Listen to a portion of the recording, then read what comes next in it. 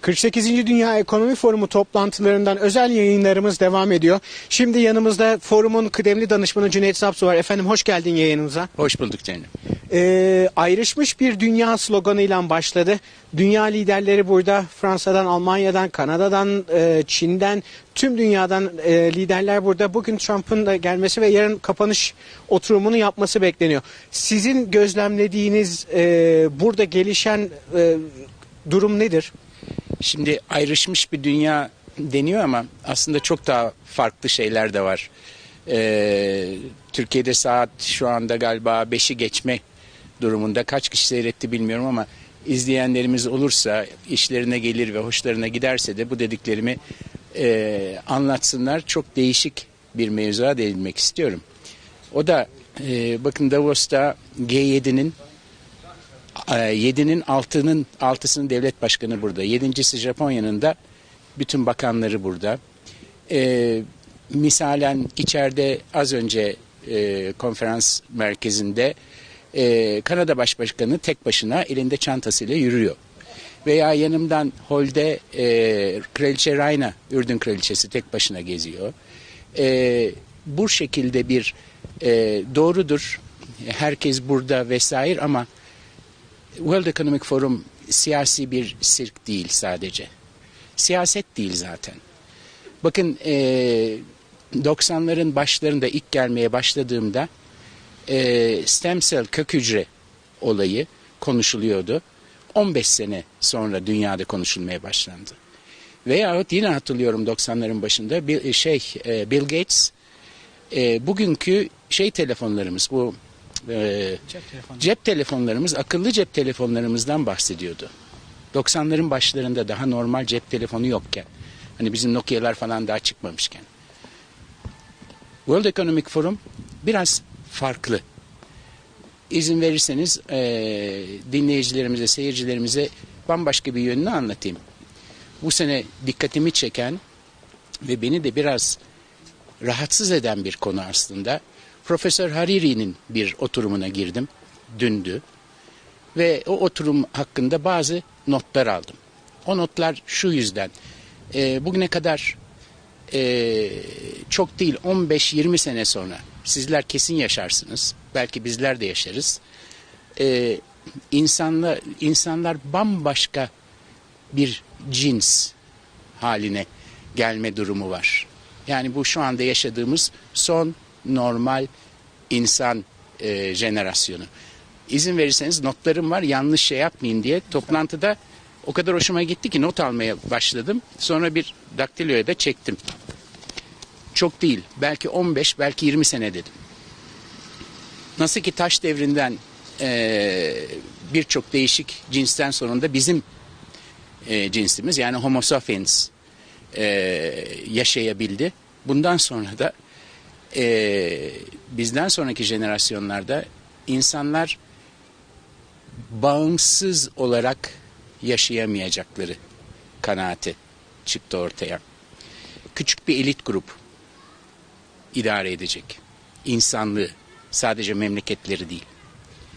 Yani bağımsız düşüncelerini kaybetmiş bir insanlıktan bahsediyoruz. Tarihe baktığımızda imparatorluklar hep böyle toprakla ölçülmüştü. Osmanlı İmparatorluğu şöyle bir imparatorluğu böyle. Sonra 200 sene kadar evvel ilk sanayi devrimi, makinelerin sahibi, teknolojinin sahibi insanları yapmış ve ilk başta toprak sahipleri işte aristokratlar, bir de avamlar. Sonradan kapitalistler, proleterler. Şimdi ise yeni devrim, yeni çağda ve bu çok çabuk ilerliyor. Datanın sahibi, verilerin sahibi, küçük, çok küçük ama çok çok küçük bir elit grubu olma tehlikesi var. Diğerleri de idare edilenler. Nasıl?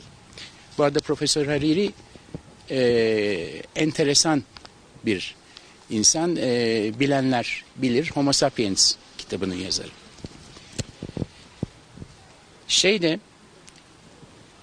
Bizler hala korkuyoruz. İşte telefonumuz hacklendi. Kompüterimiz hacklendi. Artık o geride kalmış bir olay. Verilerimiz hacklenmekle kalmıyor. Yavaş yavaş beynimiz hacklenmeye başlandı. Başlandı bile. Şöyle ki beyin dalgaları bir takım biyometrik sensörlerle ölçülmeye başlandı.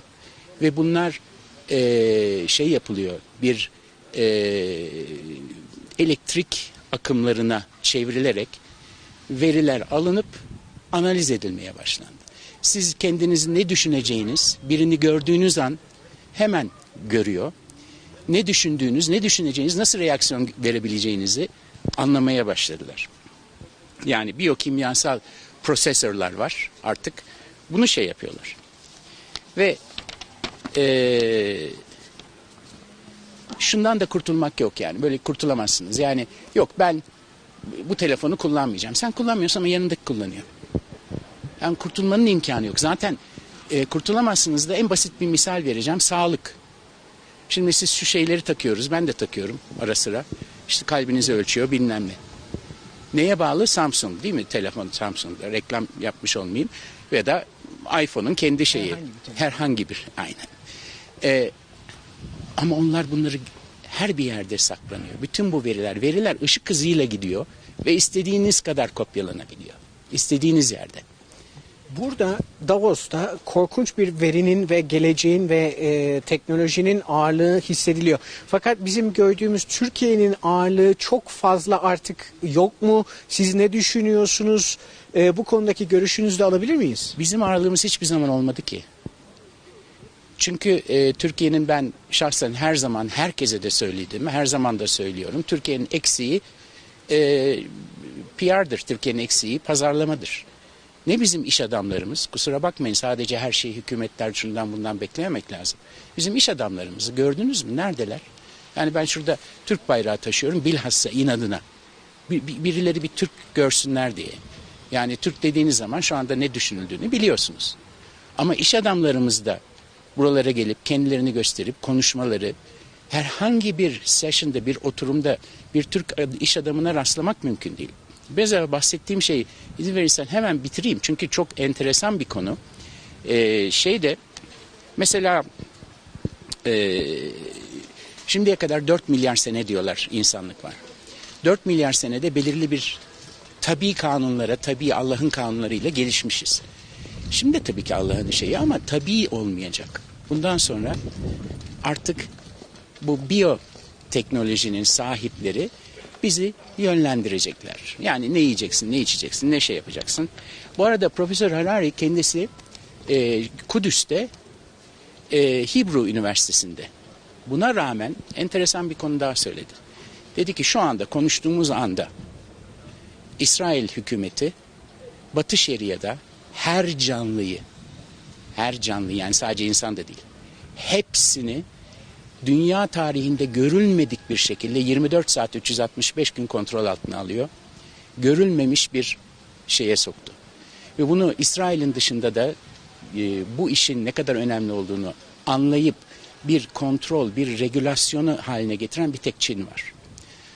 Batı denden içinde daha ileri teknoloji olan devletlerde ise hala da işte insan hakları şu bu. İnsan hakları falan deyip devletler karışmıyor ama şirketleri kimse bakmıyor. Hiçbir regülasyon yok. Çözüm bilmiyoruz ama regüle edilmesi lazım. En güzel regülasyonda açık yani ne yapılacağı, kimin nasıl regüle edileceği. Son bir şey daha söyleyeyim bu konuda. Benim kızlarımdan biri 2. master'ını yaptı.